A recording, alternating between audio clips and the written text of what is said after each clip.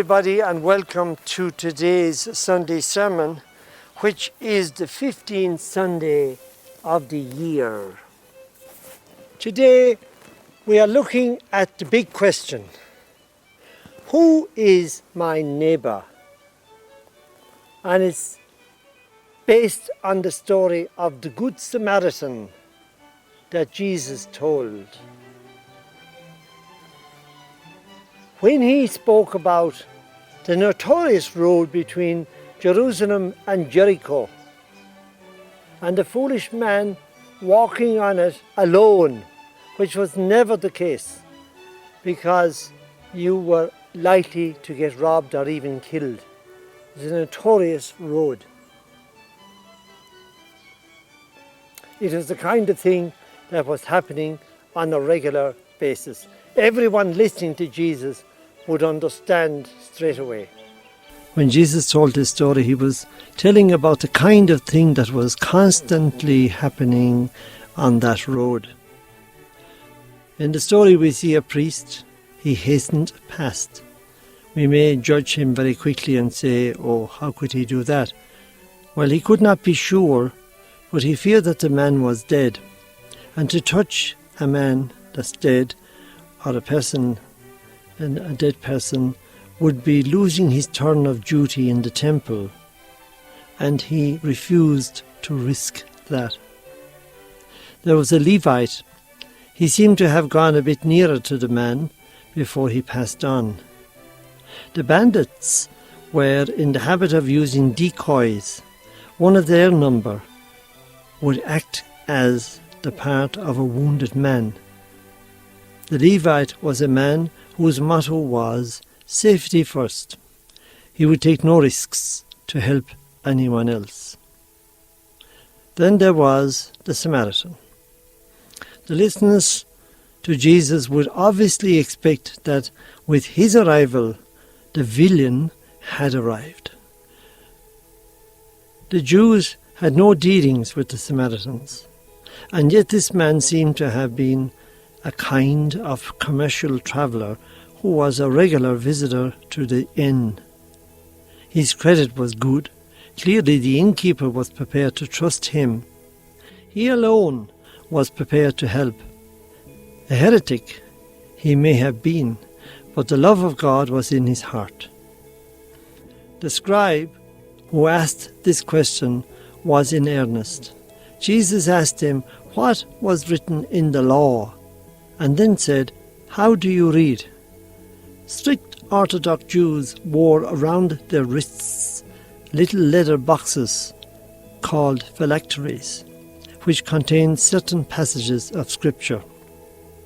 And that's why he told him, take out and read what are the two greatest commandments. Then the rabbis sought to define who a man's neighbour was. And for them, they confined the word neighbour to mere fellow Jews. For instance, some of them said that it was illegal to help a Gentile woman in her sorest time, the time of childbirth, for that would have been to bring another Gentile into the world. So then the scribe's question, who is my neighbour, was genuine. Jesus' answer involves all of us of any nation who is in need is our neighbour. Our help must be as wide as the love of God. The help must be practical and not consist merely in feeling sorry for the person. No doubt the priest and the Levite felt a pang of pity for the wounded man, but they did nothing.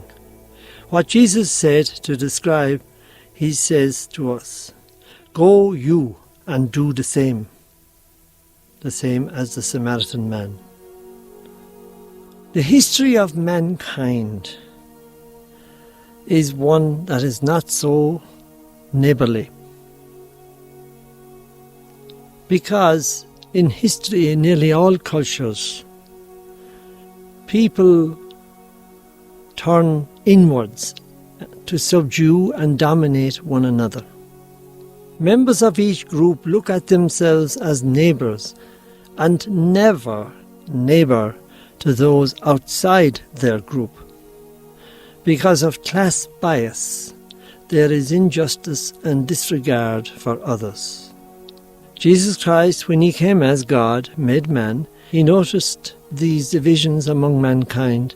Hence, on his Last Supper with his apostles, he prayed that they may be one. John chapter 17, verse 11. He said it at the Last Supper to show how dear that unity is to his heart. He meant the whole world to be one, obviously. St. Paul, in trying to re-echo Jesus' teachings, says, "Whenever you gather among yourselves as Christians, there should be neither Jew nor Gentile, male or female. You are all one before God." Galatians chapter 3, verse 28. The story of the Good Samaritan is one of the ways through which Christ tried to tell us that we ought to look at one another fundamentally as image and likeness of God. So the problem is, do we see others' problems and attend to them irrespective of where the person is coming from? The truth is that we do not love our neighbour. And from a book called The Way of the Pilgrim, I quote, it says, "I do not love my neighbour, for not only am I unable to make up my mind to lay down my life for his or her sake according to the gospel, but I do not even sacrifice my happiness, well-being, and peace for the good of my neighbour.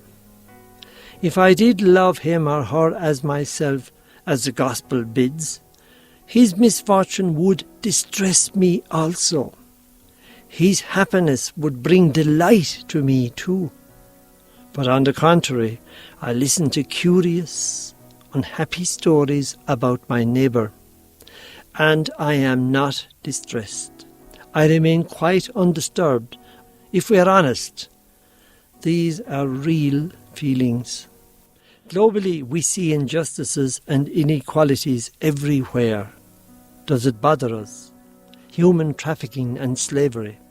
Does it bother us? Economic inequality, also known as the gap between rich and poor. Does it bother me? What should I do to show my love for my neighbour? I will give a few examples. Try and always consider what it is like for our neighbours in their lives. I know we have our own lives to live, but the perfect person and the follower of Jesus is concerned for everyone. We'll say the prisoner, or the person who has mental problems, depression maybe, to ask ourselves, what's it like to be in their shoes, in their world, and try to empathize and to have a love and a concern in that way. Share a meal. Listen attentively to everybody, especially those who are not in our social bracket, maybe below or above. Have that sense of the dignity of the person you meet. Be the first to reconcile with everyone, even our greatest enemy. And accept their apologies when they make them. But don't be looking for them and waiting for them. They might never come, it doesn't matter. Keep in touch with people. You have phones, everybody has a phone now. Keep in touch, especially the old, the isolated. Consider them, and they can be right next door in our neighbourhood and in our families.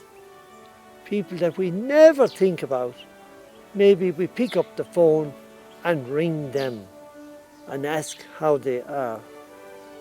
Be aware of your prejudices. We all have them. Be aware of them. And that's the first step to becoming perfect.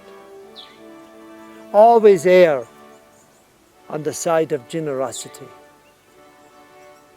Try and be as Christ to everyone. Christ will show us. May God bless you. Have a beautiful day and a grace-filled week ahead.